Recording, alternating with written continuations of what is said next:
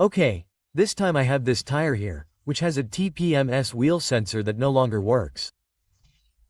These sensors are the TPMS system sensors that are used to monitor the temperature and pressure of the tires. And what I'm going to do in this video is show you how to change it at home without using very complicated tools. So, first of all, you have to deflate the tire. That's the first thing. You have to press the valve here or remove it directly. If we have a tool like these to unscrew the valve, the air will come out faster.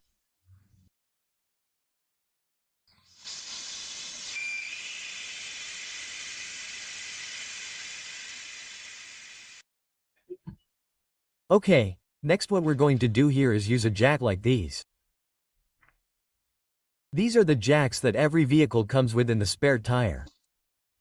So, with this jack, we're going to separate the tire here from the ring to be able to access to remove the sensor. So, here what we have to look for is a solid part on the car itself. Here I went to the back. For example, there is always a solid part here in the back that is used to lift the vehicle.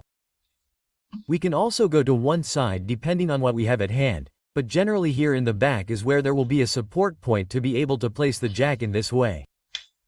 It would be placed right here on the side of the tire. And it would always be placed this way, right? You just have to be careful that it does not hit the rim. As soon as the rim is free, you place it this way and you start to use leverage. Obviously, you have to center it well.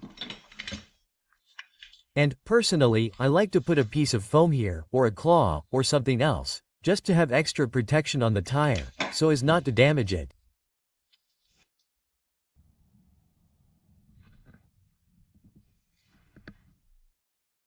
Generally, we can also place a jack, or a tower, as a support point on the sides, or right here in the back, or wherever we are going to place it additionally, just as a precautionary measure. So, at this point, it's just a matter of slowly opening the jack until you can detach the tire from the rim and have access to the sensor.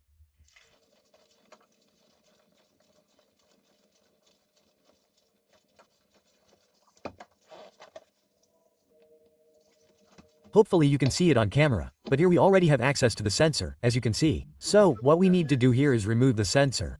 For that, I have this ratchet with a deep socket. In this case, the socket is 716 or 11 millimeters. I think the 11 millimeters one will fit too. They're usually not very tight.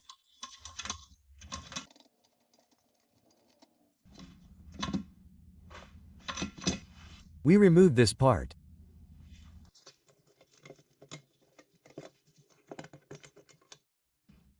So, here is the sensor, and what we need to do is put another sensor in that does work.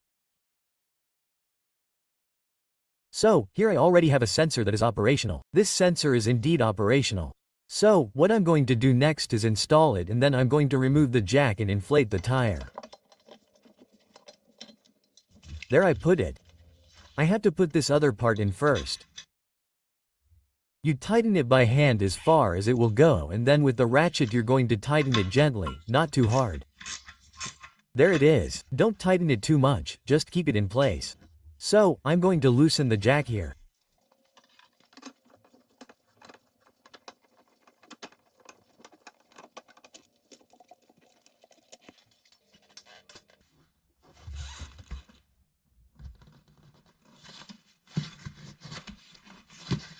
Okay, there it is.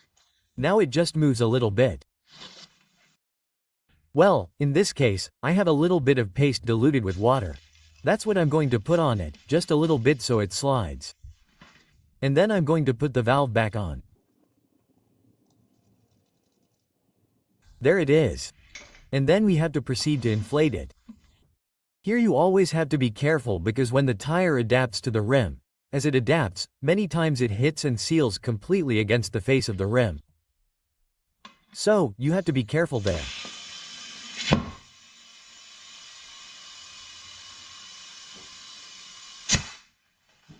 Now you just have to put air into the specified pressure. It's usually between 30 and 35 psi.